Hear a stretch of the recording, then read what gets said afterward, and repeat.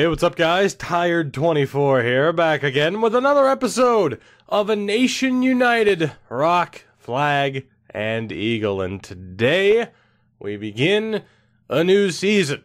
We're not going to talk about last year's playoff disappointment until right now, in which I'm going to talk about last year's disappointment. It was the worst loss I'd say we've had in any series of mine, at least this year, maybe not ever. Absolutely embarrassing. We've set up this team throughout the course of the off-season to try and avoid that situation, the acquisition of Austin Matthews, keeping Jack Eichel for the moment, and then, of course, having a couple of decisions to make. Now, here's the thing. This is the way the team is going to be set up at the moment. Whether or not Jack Eichel, this is it. This is his year to prove he is worth it. Otherwise, he's gone. I mean, this is a huge year. He has all the talent in the world next to him with Matthews and Besser. He needs to get it done this season. Typically, and the reason why originally I wasn't going to play Ryan Donato on the third line is because the more talent, the more offensive talent you have, the more the wealth is spread around. So I was really not wanting to have a Donato or a Milano on the third line because I wanted to make sure the top line especially gets closer to a point-a-game number as I would prefer. The way this game works sometimes in terms of how it tries to balance it out, the better the goaltending you have, the less points you score. Defensively, the more offensively capable defensemen you have, the more points they're going to put up, and that takes away from the forwards. So I have been trying to stick to a skill top six, or ideally, I want to stick to the skillful top six, the third line defensive line, and the fourth line grind line to try and get the most out of the top six. So really having someone like Donato here instead of Farabee, in theory, takes away from the top six development. That's really as best as I can explain it as to why the original plan was to potentially trade away Donato. As I mentioned, this is the team to start the season. However, we're not making trades. For the moment, I am going to hold on to both Farabee and Milano. The only reason I'm holding on to Milano is there's really no one that we can go out and trade for, so I need to wait and see as whoever the hell... can you hear that? I imagine you can hear that. I am not a car guy. You might want to get that checked. Just please.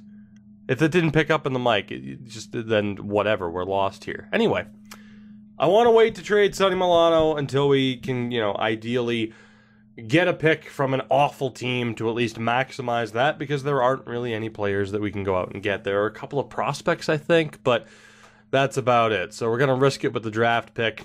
Joel Farabee's here in case someone really underperforms. Same for Oliver Wahlstrom. Don't be surprised if he's an NHLer by the end of this season. That said, the roster's set. It is the Ottinger era, at least for the moment. Let's get this season underway. The last thing I have to check, I just need to make sure that I set up the scouting in ideal fashion, and I did not. So let's go ahead and take care of that. We'll start off in the States for 6 weeks, and of course we are going to start scouting out the WHL and the OHL. So let's see what happens. If certain players underperform, we'll trade them away. This team is set for the start of the year, but this team, as it currently stands, I would imagine will not make it to the end of the year. It really depends on certain player performance, whether or not we make room for Joel Farabee and Oliver Wahlstrom. We'll wait and see. If someone like Ryan Donato is not putting up points on the third line, he's a good enough two-way player that it could be worth keeping him just for his defensive abilities. But then then you can argue, it's he's a good enough offensive player. He really should be a top six guy. Are we getting the most out of him? Is he worth trading? We'll see what happens. A lot of these questions we will not have the answer to until about trade deadline time, or at least midway through this season. We need to see what we're dealing with when it comes to this team, especially with that thought of avoiding what happened last year, wanting to do better than what happened last year. Yeah, Radko Gudas, that's not going to happen. I keep forgetting to turn off the trade notifications in the series, and I don't know why. I'll have to do that at some point. At the end of the first month, it's a 6-5 record, 7-3 for the Cleveland Monsters. Not ideal. Let's sim through November, though. We'll keep the team the same for the moment before making any kind of drastic changes. We'll take a look at the player stats at the end of this month and then take it from there. I am anxious, though, to see what these stat lines look like, particularly the third line. I'd say with Donato and Bracco, and whether or not we're getting the most out of them offensively. If we're not, it's almost like, well, what's the point in keeping them, really, if they're not putting up points? Well, for Bracco, especially with him not being great defensively. Like, he is all-out offense, and I don't think he is going to be a Nikita Gusev type for this series. But there we go. 14-9-2 at the end of November. That is good enough for fourth place. We are 4 points back at the Carolina Hurricanes. And Ryan Donato is leading this team in points. So here's the thought, of course. What if he was playing in a top 6 role and getting more ice time? How much better would Donato be? Point totals. Austin Matthews has 17 points in 25 games. He's a -6. Jack Eichel has 14 points, and Besser with 15. That is just simply not good enough. Second line, Jack Hughes has 18 points, 19 for Middlestat, 7 DeBrincat. 7 points. 19 points, 18 points. You have 7. He's done. He's gone. Bracco with a decent 12 points, I suppose. Paling with 7. And Donato's killing it. So, the hell am I going to do now? DeBrincat has to go. I'm sick of him. I'm not waiting anymore. I am not waiting anymore. He's on such a terrible pace. Jeremy Bracco could also be traded away to make room for someone else. It's not as bad of a situation. Fourth line-wise, Tufte with 3 points. 4 points for Norris, 3 points for Jones. Minus players, though. If I were to keep this team the same, which I won't, I mean, my thought is maybe bumping Eichel down. Matthews, so Donato, Matthews, Besser, Hughes, Middlestat, Eichel. Now, I know Eichel needs to go. I'm not going to be paying $10 million for a second liner, obviously. But in terms of another move to make, it's like just, it'd be Wahlstrom. So we could go Farabee, Paling, Bracco, Hughes, Middlestat, Wahlstrom. And trade Eichel, DeBrincat, Milano. But you have to think just to how much value we're going to be missing out on here. That's why I've been so resistant towards even thinking really about trading Jack Eichel, is because of, who the hell is going to be available for us. That's the big issue. How on earth are we going to get fair value back? I mean, if you look at the 3 players that I just mentioned that we could potentially trade, Jack Eichel there, DeBrincat, and Sonny Milano, that is a lot of value. How the hell are we going to get a single player back that makes it worth it? Johnny Gaudreau's there. He has 21 points this season. I mean, we could finally get Gaudreau. Problem is, I don't really feel like trading these 3 to an Eastern Conference team. Even if they're underperforming, you know what would happen if we came up against them in the playoffs. It would come back to haunt us in a big-time way. So how the hell can we get this to work as to where we're not just hemorrhaging trade value in a potential move? Los Angeles, Smith McDavid, Ulivi, Evan Acton, not eligible. Minnesota, Morgan Riley, Seth Jones. would be a hell of an addition to this team. And that might be the answer. It might be. I mean, defensively, obviously, we're in a pretty good spot with McAvoy, Trouba. But even adding Ferentz to that deal... Actually, I don't even know if I'd add Ferentz, because, again, I'd want to get the most out of Fox and Chris. Both of whom are doing all right. Chris is doing a little bit better. I wouldn't want to drop Ferentz out of this lineup. But that combination with Quinn Hughes is not working. Seth Jones could be the answer, but I know what you saw and what I saw. There's a major cap differential there. Big time. So that would be the one issue with trying to get Seth Jones, is that they don't have a ton of cap space. Who else do we have here? Nashville. Barry, Panarin, Pominville, and Sillinger aren't available, are they? No, they're both Canadian. Oh boy, this isn't looking too good. San Jose, Nico Stone, and Schwartz. Festerling is Canadian, I'm sure. Yeah. St. Louis, Ghost Bear, and Stamkos. Ghost Bear is an option. The Blues have a little bit more money. Do they have anybody else I could take back in this deal, potentially? Is my question. Who do you have for Americans?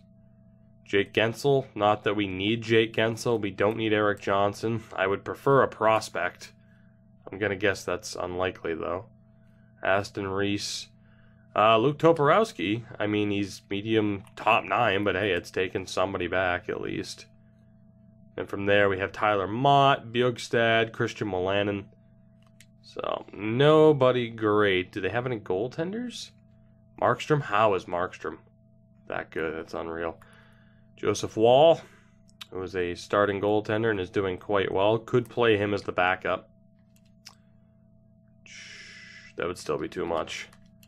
I don't see how we're going to be able to get this to work. I really don't. Like I said, in terms of getting back value here, we are so screwed. Vancouver. Nobody there. Vegas. Nobody there. And Winnipeg. Makar, Tolvanen, Patrick Kane. They don't have any cap space, available either, so it's a little bit of an issue. So trading the three of them isn't going to work. So for Eichel, Jones, Ghost Bear, which would probably be ideal because we do have ready-to-go replacements for forwards. So Jones is back here on Minnesota. They'd be over the league minimum there. Obviously, we're not going to look to retain. Do you have anybody else on a cheap enough deal where they'd be a complete throwaway for me? Just to make this work. Reed Boucher would be perfect. Just to throw into that deal. Here's the problem. That won't go through on its own. And I don't have anybody else that I can add to that to make this work. You see the issue when it comes to trading Jack Eichel. We're kind of screwed for the moment. So, let's settle this with DeBrincat and Milano. At the very least, have to go. Who they're going to go for, I could not tell you. Once again, I'd prefer them to go to a Western Conference team. Just so that we don't, suffer from them kicking our ass in the playoffs, which would probably happen. So is there the one prospect that would make sense? Probably not, knowing my luck, and it's probably a lot of medium top 6 guys. Tage Thompson at this point is not even an ideal pickup. Vancouver, Puljujarvi, Kapanen, Dal Cole, St. Louis. Nobody there. Even on this trade, we're going to have to bite the bullet and just admit defeat in terms of getting back fair value. Unless Cooperman's somehow American, which he is not. If he was, we probably would have traded for him already. Brady Tkachuk has 20 points. I mean, obviously, value-wise, that's not going to happen. Quentin Byfield's Canadian. Oh, boy. Come on. There's got to be one team. There's got to be one team. And this way, too, you guys kind of get a look at the world in terms of what's out there and how few options we actually have at this point. Although I was accidentally looking at forwards only, which doesn't really help this situation. Brower, Kilhoma, god damn it, Los Angeles. It's got to be somebody, right? Suzuki, like, please? Can there please be somebody? Oh my god. They have all of these half-decent prospects and none of them are American. How do you figure? At this point, do I just go for a draft pick and a draft pick only? I might. You know what? Let's just, yeah, let's see. Screw it. So 8, 16, and 1. It might honestly be Edmonton. Arizona is going to have trouble affording it. Winnipeg would have trouble affording it. Obviously, it's risky to go for a draft pick at this time. Even then, because of the cap hit, we might have to trade them each individually. Come on. It's such a mess that we found ourselves in. Edmonton would have more than 45 skaters. Of course they would. Wow. Let me go ahead and take back a nobody here. I mean, I prefer it to be an American, but it doesn't necessarily have to be. We do have Goldowski, who sucks, but you know what? That works. So we're going to look to trade the Brincat to Edmonton. Allow me to safety net this like I always do. Just to make sure I'm not accidentally, giving them something amazing. They have to put Getzlaf on waivers. Are you kidding me? Alright, well what if I add the Vancouver 4th?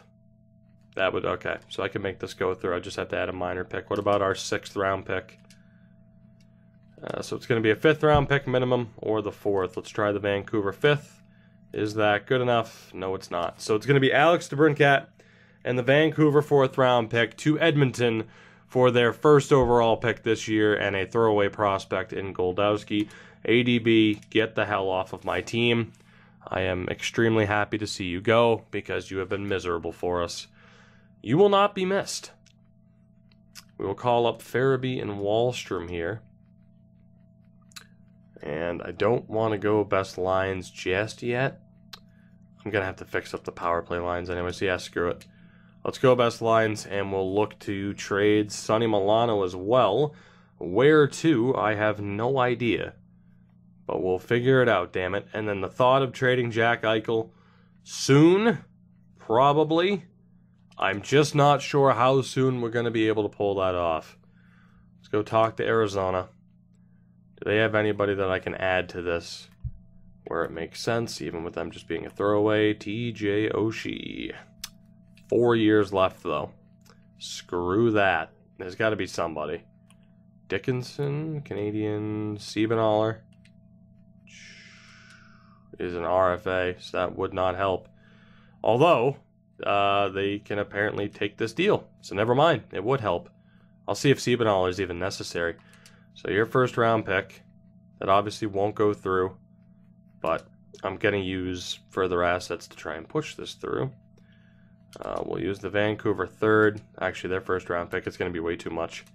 So we won't get a first round pick back from Milano. Let's try the ridiculous amounts of 2nd and 3rds. Rejected. We'll take out a 3rd. Still rejected. Sweeten it just a touch, though. So 2 seconds, a 3rd, and the rights to Blake Siebenthaler. You'd have to put Jake McCabe. Oh, no, not Jake McCabe. I'm kidding. Jake McCabe's actually a pretty solid defenseman. 4th round pick. Not enough. Come on, please. I could just take out the 3rd round pick to help this go through. Yeah, that's what I'm going to have to do. So 2 2nd round picks in Siebenthaler. That's still not enough. I'm still going to have to add a throwaway pick. Let's use our 4th. Oh, come on now, really? 2 5th rounders as well. Is that enough to push the value over the edge to the point where they're cool with this? I really don't want to have to take out a 2nd round pick. That would suck. Oh my god. All right. Well, this is great. The here. You know what? Yeah, 2/3. Whatever. Will that go through? Just for the love of God, let me get rid of Sonny Milano. How valuable is Jake McCabe, apparently? Are you kidding me? How valuable is Okay, Jake McCabe is worth the earth and the moon. Oh my god. So a 2nd, 2/3. I want that 4th rounder as well. Please. I hate Arizona. God damn it. I hope you move. Go to Seattle, you waste of a franchise. Winnipeg, how would you like to do business? Hopefully you would. That would be nice. That would be helpful. Please. Lucic obviously not available. Ryan Callahan is, though. So that's good. We can take Callahan back. And hopefully you don't have a Jake McCabe who would be too valuable. Ridiculous. That won't go through. Yeah, that 2nd round pick next year is worth too much. Value's just a bit low. How about our 4th? So Milano in a 4th for a 2nd. 2 seconds a 3rd and Ryan Callahan. Anthony Richard or Anthony Richard. Really? Really? That's the holdup. I swear to God. I swear to God. What's he, like an 80 at best? What's his overall? Oh, God forbid you lose a 79 overall playmaker on waivers.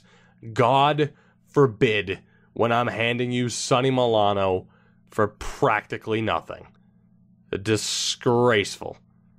Absolutely disgraceful. Just accept the goddamn deal. Would you? This is ridiculous. I am going to lose my shit. Fine, 2 seconds in Callahan. Thank you. Whatever. I'll take it. I don't care. I just want to get the deal over with. We at least get something back from Milano. Let's take a look here. So Callahan's going to get dropped. No problem. So that is almost good to go. We still have one too many. Actually, who's in this lineup that shouldn't be? I wasn't supposed to call up Farabee. Was I? Actually, no, wait. Shit, was it Farabee I was supposed to send down or Wallstrom? I don't remember. I don't remember. Let me go best lines. And then here, best lines. Is anybody scratched? No. So it would have been Donato, Matthews, Besser, Hughes, Middlestat, Eichel. It wasn't Wallstrom. We'll give Bracco a little bit more time. Maybe. You know what? Nope. Jeremy kick rocks. I don't care. We'll get rid of you too. We'll get rid of you too. So we'll send down Bracco for Farabee. And we'll see what we can do. Remember when I mentioned that this team probably wasn't going to stay the same? Yeah, there you go. Didn't take too long, did it? Did not take too long. But I must say, I'm still liking the looks of this team, despite paying $10 million for Jack Eichel to be on the second line. And again, you could argue the defense needs to be improved. I wouldn't necessarily disagree. It's not bad, though. Let's go best lines. I'm going to hold Bracco. Probably, yeah, do I want to hold Bracco hostage? I think he just got claimed on waivers. I accidentally sent him down. You know what? With how difficult it was to trade, I don't care, and I know we didn't have that good of value. I was just so frustrated from those other moves that I know for a fact he was just claimed on waivers. Which, you know what? It's what he deserves. Waiver claims. Yeah, he went to Nashville. Whatever. And then Richard ended up getting claimed by Arizona. So whatever. Jeremy Bracco's gone for nothing. I could not care less. Let's just move on. Ryan Donato, who's been our best player, is now in an even better position to succeed. Let's hope he can do that. Trevor Lewis is Canadian, is he not? No, he's American. Sure, I'll claim him for this season. Why not? He can sit on the AHL roster and do nothing, considering injuries aren't on. I might come to regret the Jeremy Bracco situation. I didn't even realize what I was doing. I looked at Farabee, and of course he was good to be sent down.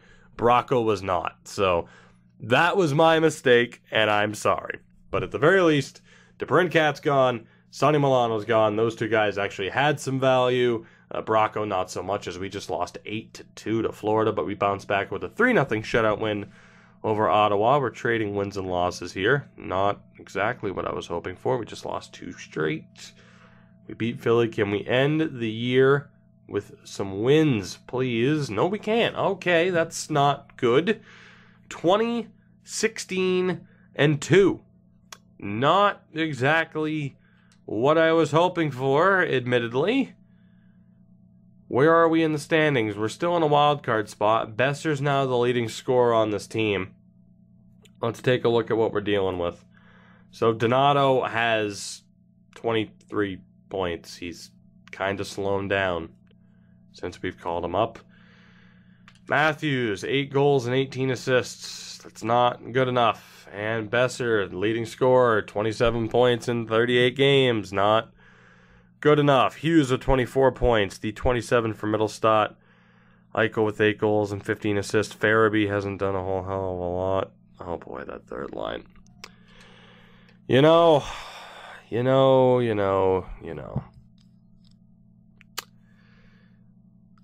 I can't help but feel like we're a little bit screwed. I don't know. Can't help but feel like we're just in a decent amount of trouble here. Is it unreasonable for me to expect more than 27 points out of Brock Besser at this point in the season? Considering Nazem Kadri has 49 points in 39 games, I'm going to say no.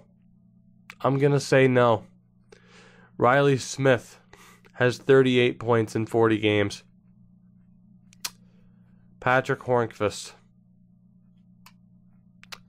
I wouldn't exactly say that it's unreasonable. Yanni Gourde, Anthony Beauvillier, Petra, 78 overall.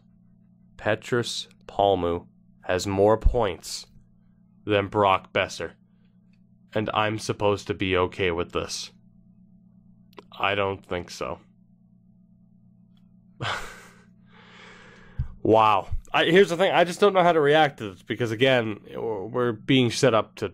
I mean, we're not set up to fail, but we are failing at the moment. Say what you want about, we pretty much knew that Milano had to go unless we wanted to play him on maybe the third line and, the fourth line becomes... I mean, what would the fourth line even be? Gaudette, Farabee, Wallstrom? And then the third line could have been, I guess, Milano, Bracco, and ADB. Man, this is... I don't know what to do.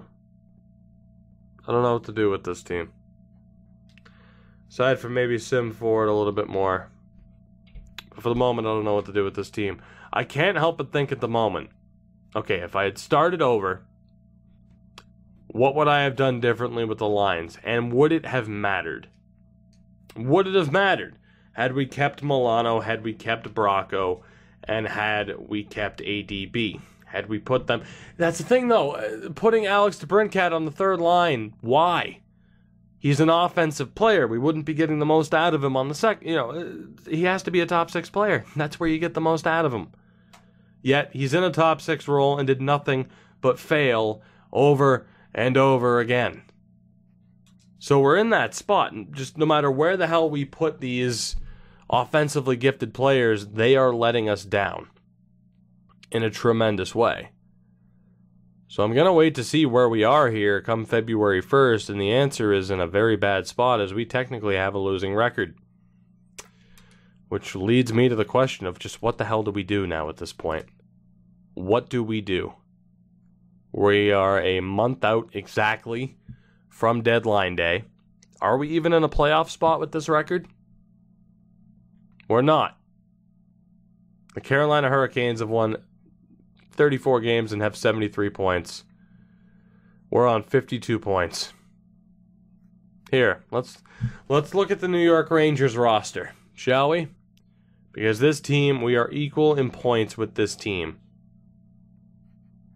So, yeah, there they are. There they are. That team, offensively, decent. Defensively, goaltending,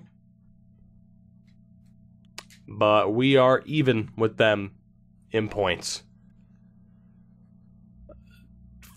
Full transparency here. I'm recording this after, for those who have been, following me on Twitch, you'll know that I've been going through a Chicago White Sox franchise mode on MLB The Show. And the team has failed in the playoffs time and time again. And it's just this feeling of, if it can go wrong, it will. That's the feeling I get with this team. And I don't know how to snap us out of it. We thought Alex DeBrincat might be the answer to try and really get things going and to be an offensive staple on this team. He wasn't. We chose Ryan Donato over Sonny Milano, which was the right decision. You could have argued that maybe Milano would be looking good on the third line right now. It's not like I couldn't go back and reacquire him. I don't know what to say or do about this team. Donato's on 30 points in 49 games. That's not good enough. Austin Matthews is on 37 points in 49 games. Brock Besser, 32 points. What's the reason for this? We have good goaltending from Ottinger. Kincaid's been pretty bad.